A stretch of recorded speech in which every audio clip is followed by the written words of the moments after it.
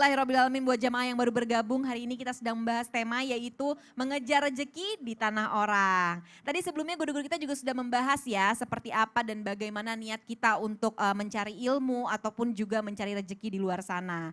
Nah ini berikutnya kita langsung lanjut lagi nih ya sama Ustadz Maulana nih. Yang ke petaya tadi. Ini pertanyaan yang tadi nih, kan katanya nggak semua orang itu boleh merantau nih Ustadz Nggak Maulana. semuanya orang Ya boleh kan? merantau. Karena ketika seseorang pergi merantau nih ya, pasti akan dipikirkan dong niatnya ini malah menyebabkan kezoliman takutnya, nauzubillah min zalik. Nah menurut pandangan Islam sendiri nih, apa yang membuat seseorang justru tidak diperbolehkan untuk merantau? Mohon izin silakan Ustadz Maulana. Iya, makasih banyak. Izin Pak Yai, izin Ustaz Sam.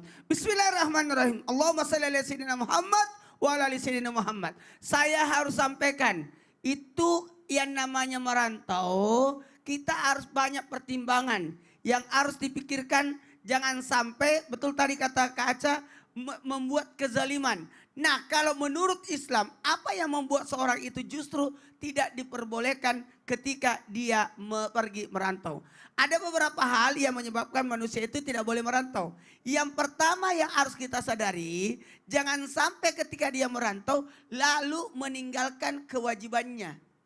Ya, melalaikan tanggung jawabnya, kemudian menelantarkan keluarga, terus tidak ada tanggung jawab di dalamnya. Harus dipikirkan, kalau saya pergi merantau ini ninggalin anak, ada enggak bekal yang saya simpangkan?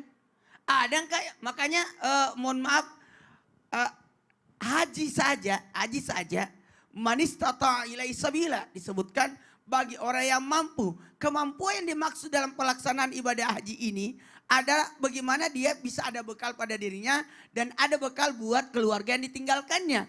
Nah ke dalam merantau ini tidak boleh memaksakan diri, tapi mohon maaf justru membuat kita zolim. Sekali lagi membuat kita zolim.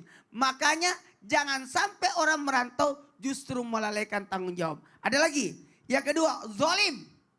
Jangan sampai justru dia zolim. Zolim pada dirinya, zolim kepada orang yang ditinggalkan, zolim kepada orang yang didatangi. Mohon maaf ya, di mana bumi dipijak, di situ langit dijunjung. C 2 3 sampai 5 6 7 cakep. Itu tadi perasaan artinya yang dibacakan. Betul tadi. sekali. Coba bahasa Padangnya gimana tadi? Di siko bumi dipijak, di sinan langit dijunjung. Ya, jangan sampai kita justru tidak menghargai adat seseorang. Kayaknya orang ini nggak cocok dia tinggal di sana. Karena kenapa? Dia tidak bisa menghargai. Makanya ilmu akhlak juga harus disiapkan. Harus ada bekal. Karena kenapa? Karena kapan kita merantau tapi tidak ada bekal, justru kita mati konyol. Mau ngapain? Tidak ada keterampilan. Makanya kementerian daripada tenaga kerja itu luar biasa. Aku langsung lihat loh di Saudi waktu itu gimana orang-orang yang maaf pergi tapi tidak punya keterampilan. Mau apa? Jadi menzolimi diri sendiri. Lebih baik berada di kampung sendiri. Ya, ujang emas di kampung orang, ujang batu ya. Ujang batu di negeri sendiri masih lebih mending ujang emas di negeri sendiri. Ya iyalah Ustaz. Ya, iya dong. Iya. Karena kenapa? Mohon maaf, jangan sampai kita justru melalaikan tanggung jawab kita. Atau mungkin maaf mati konyol. Atau mohon maaf menjadi zolim. Hati-hati loh, hati-hati loh. Sayyidina Umar bin Khattab langsung menegur. Bahkan meminta pasukannya untuk balik sebelum cukup 4 bulan. Karena kenapa? Ternyata ada nafkah lahir, ada nafkah batin yang harus dipenuhi. Dan yang paling penting jadi catatan, jangan sampai dilarang orang pergi merantau jikalau tujuannya untuk melakukan maksiat. Nauzubillah. Kita ke sana ada tempat judi baru. Astagfirullah. Oh, nauzubillah. Ada pabrik ini. Pabrik yang dilarang oleh agama. Jadi ini sangat-sangat tidak dianjurkan jikalau merantau, tapi justru untuk melakukan yang namanya kemaksiatan. Nah ini nih makanya serem banget ya Ustadz Maulana. Karena kadang-kadang yang awalnya niatnya memang untuk mencari nafkah, tapi jadinya pas sudah sampai di tempat tujuannya malah jadi beda niatnya, ini nauzubillah ya. Paling bagus kalau merantau bawa keluarga deh. Iya benar, Masya Allah. Jadi aman. Jadi aman. Jadi aman, ada yang pantau juga ya, Masya Allah. Terima kasih banyak Ustadz Maulana. Ya, ini lanjut ya Ustadz Syam. Iya. Jadi seorang perantau itu kan ya balik lagi ya, rata-rata sudah banyak yang berkeluarga nih ya. Jadi harus meninggalkan keluarganya dan pastinya dia juga butuh biaya untuk penghidupan di sana. Tadi seperti kata Ustadz Maulana kan juga kita harus punya bekal. Betul. Entah itu dari ilmu maupun tadi kata Pak Kiai juga harus ada modalnya juga nih gitu dalam bentuk apapun. Nah, menurut pandangan Islam sendiri, bagaimana pelaksanaan nafkah suami nih maupun dari nafkah materi maupun batin. Nah, ini dia nih ya terhadap istri dan keluarga ketika merantau.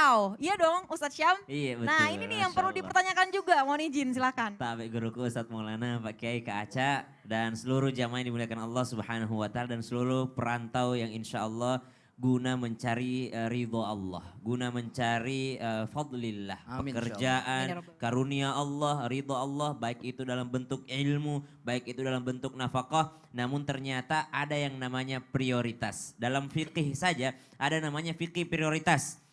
Harus kita tahu yang mana yang wajib, yang mana yang sunnah muakkadah, yang mana sunnah, yang mana yang mubah, mana yang makruh, mana yang haram. Maka kita harus tahu prioritas ini, mana yang lebih wajib di antaranya. Jikalau ternyata terjadi merantau dia, namun ternyata dia meninggalkan sesuatu yang menjadi tanggung jawabnya, maka sudah terhitung zalim. Zalim itu bukan berarti harus mukul dulu baru zalim. Zalim itu bukan berarti harus menganiaya dulu, harus menghardik dahulu, harus mengejek dahulu baru zalim. Meninggalkan kewajiban itu sudah termasuk daripada kezaliman. Dan Allah mengharamkan kezaliman bagi hamba-hambanya. Kata Allah, saya haramkan zalim terhadap diri saya sendiri. Artinya Allah tidak pernah zalim terhadap hambanya. Dan saya pula haramkan kezaliman di antara kalian. Maka tidak boleh kita berlaku zalim. Apa itu zalim? Termasuk di antara tidak bertanggung jawab, meninggalkan kewajiban, itu sudah termasuk daripada kezaliman itu sendiri. Maka ditanyakan, bagaimana jikalau sudah menikah halal, lalu ternyata karena faktor ekonomi atau ada kewajiban, ada tugas, ada tanggung jawab yang membuat suami dan istri terpisah, maka yang pertama harus dulu cari bagaimana caranya supaya tidak terpisah. Bagaimana caranya supaya tidak terpisah. Karena kita menikah ini kan untuk bersama gitu ya. Wa min ayatihi an khalaqalakum min anfusikum azwaja litaskunu ilaiha. Di ayat sebelumnya Allah katakan, "Tsumma idza antum basyarun tantashirun." Diciptakan manusia untuk berkelana, merantau kemana saja. Namun di ayat selanjutnya, wa min ayatihi an khalaqalakum min anfusikum azwajan litaskunu ilaiha. Lalu diciptakan pasangan baginya untuk dia menetap di sana. Sakin, tenang di sana. Maka yang pertama harus mengusahakan dulu untuk selalu bersama. Yang kedua, mungkin karena keadaan Ustadz tidak memungkinkan untuk bersama, bagaimana solusinya? Maka ketahuilah kewajiban dan tanggung jawabnya. Apa itu? Nafkahnya, baik lahir maupun batin. Kalau lahir mungkin insya Allah sedikit mudah karena bisa ditransfer. Ya, bisa melalui rekening. Bagaimana dengan nafkah batinnya? Pernah Sayyidina Umar bin Khattab radhiyallahu anhu warda bertanya kepada putrinya, bagaimana seorang wanita jikalau ditinggalkan oleh suaminya? Maka beliau menjawab, ya maksimal 3 bulan. Ya maksimal 3 bulan. Maka Sayyidina Umar bin Khattab dengan segala kecerdasan dan keberanian serta kedisiplinannya, maka Sayyidina Umar bin Khattab memanggil pasukan. Jadi ada rolling gitu ya. Jadi pasukan yang ikut berperang ada di rolling. Harus pulang dulu karena udah berapa lama meninggalkan istrinya. Harus pulang dulu karena ada berapa lama meninggalkan istrinya. Itu nafkah batinnya. Namun ternyata dalam Al-Quran bagaimana hal ini harus diselesaikan? Maka kata kuncinya adalah wa'ashiruhunna bil ma'ruf. فإن كرهتموهن فعسى أن تكرهوا شيئا ويجعل الله فيه خيرا كثيرا. Maka dikomunikasikan dengan cara yang ma'ruf. Harus setuju dua-duanya. Dan Allah sambung, kalau engkau tidak menyukai sesuatu, saya tidak suka Ustadz kerja di kampung sendiri. Walaupun sama istri saya. Kenapa? Gajinya kecil. Mungkin kita memandang di luar kampung gajinya besar, tapi kedekatan dengan keluarga yang tidak ada. Maka itu tetap minus juga. Subhanallah. Karena memang Masya Allah. yang paling terbaik dan nyaman itu ketika dekat dengan keluarga ya Ustadz Syam ya. Yang namanya nafkah itu bukan hanya nafkah materi, tapi Benar. ada nafkah kedekatan, nafkah kasih sayang, Masya nafkah Allah. pendidikan. Dan itu rezeki yang luar biasa yang Allah kasih ya Ustadz ya. Subhanallah. Makasih banyak Ustadz Syam.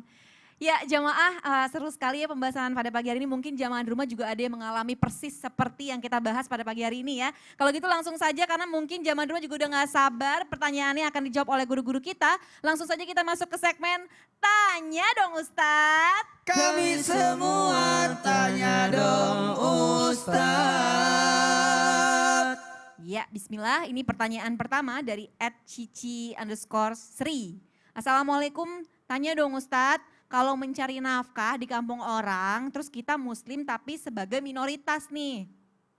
Mana yang harus didahulukan, bersedekah kepada tetangga tapi non muslim atau mengirim sedekah ke keluarga tapi jauh? Ini lebih ke saudara kandung ya, mohon izin Ustadz Maulana, silakan. Baik, bismillahirrahmanirrahim. Izin Pak Yai, sesam mohon maaf buat semuanya. Saya harus katakan bahwa kalau mendahulukan tetangga atau keluarga tapi jauh, maka dahulukanlah siapa yang lebih membutuhkan. Sekali lagi, dahulukanlah siapa yang lebih membutuhkan. Ternyata aku mau berbagi, tapi sekitarnya kan rumah orang kaya. Ya. Iya, kalau masih bisa ditransfer, dikirim dan sebagainya. Nah, dalam al kebutuhan, karena namanya, apalagi kalau berbicara tentang tetangga, ada haknya tetangga pada diri kita. Tetangga itu ada 3 hak. Ada tetangga yang memiliki 1 hak. Dia tetangga tapi beda agama. Tapi dia punya hak 1, haknya sebagai tetangga. Ada tetangga yang memiliki 2 hak, yakni tetangga dan dia muslim. Jadi haknya sebagai tetangga dan haknya sebagai seorang muslim. Dan yang ketiga, ada yang memiliki 3 hak. Siapa itu? Dia tetangga kita, dia muslim, dan dia juga adalah ada hubungan kerabat dengan kita.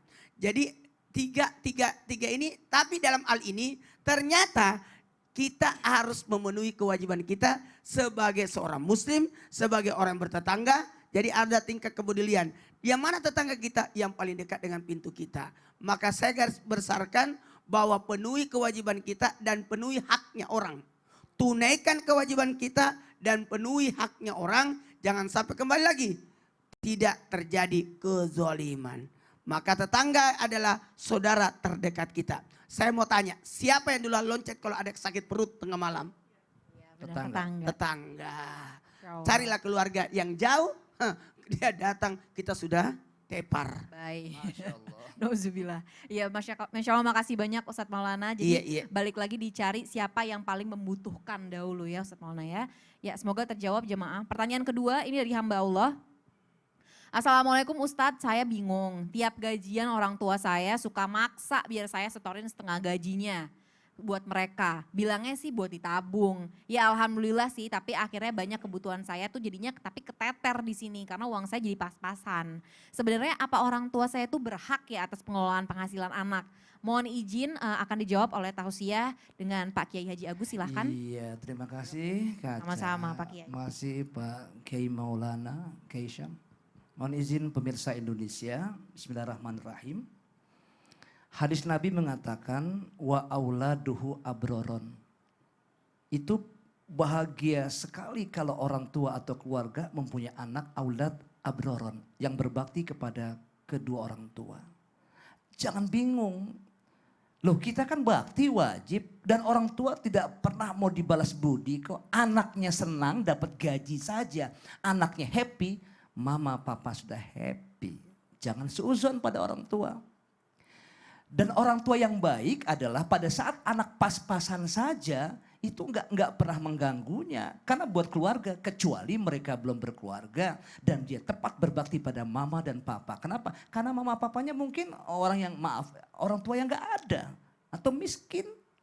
Nah di sini saudara, saya melihat bahwa kasih sayang anak sepanjang gala, kasih sayang orang tua, ibu sepanjang masa. Coba deh, renungkan 10 orang anak dilahirkan oleh mamah tersayang. Capek taruhannya, mati dan hidup, bersimbah darah, meregang nyawa. Ibu, 10 orang anak, tenang mama merawatnya, mengasuhnya. 10 orang anak, ibu 1. Tapi setelah jaya dan maju, 10 orang anak itu belum tentu bisa merawat mamahnya yang 1 yang renta. Bahkan mamahnya, Allahu Akbar, dilempar ke panti-panti werda, panti jompo. Tetap emaknya berkata, sayang, cantik, manis, gagah, ganteng, kau selamat sayang. Kau mendapat ridho Allah. Tetap emak kasih sayang mama sepanjang masa, bayangkan.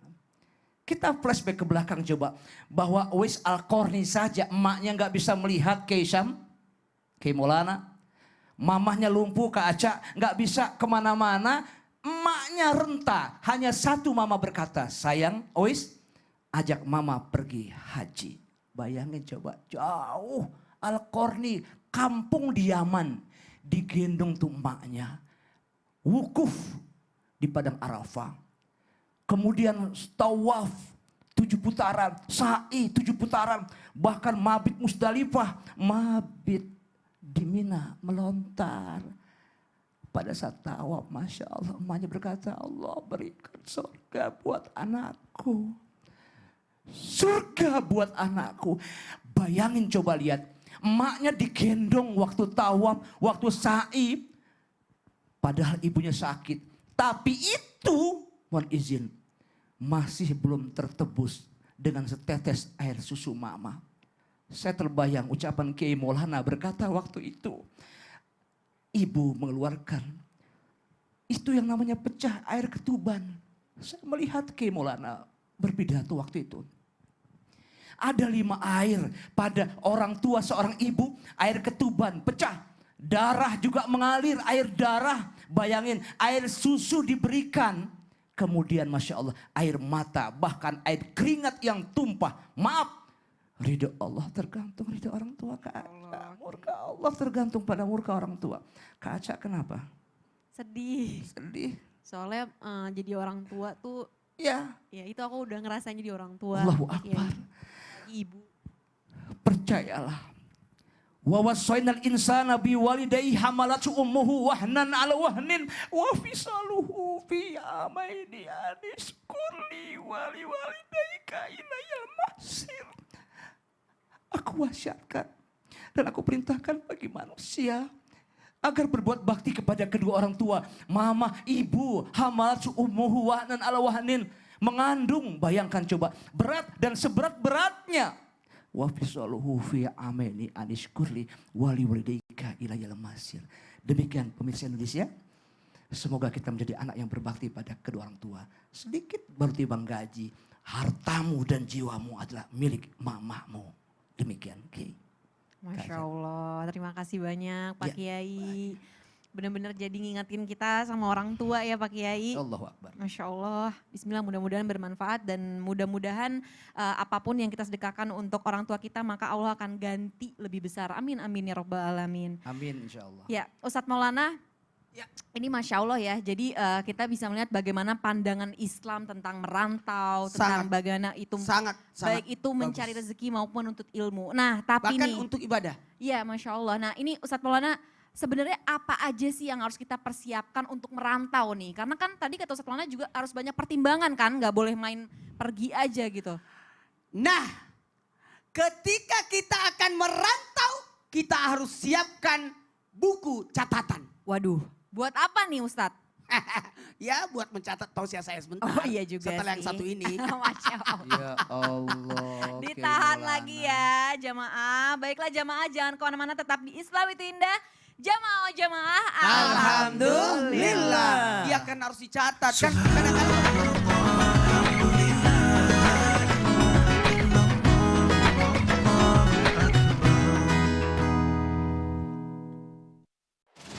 Saatnya Grup C dan Grup D peserta Indonesia Mencari Bakat 2021 tampil di babak eliminasi grup.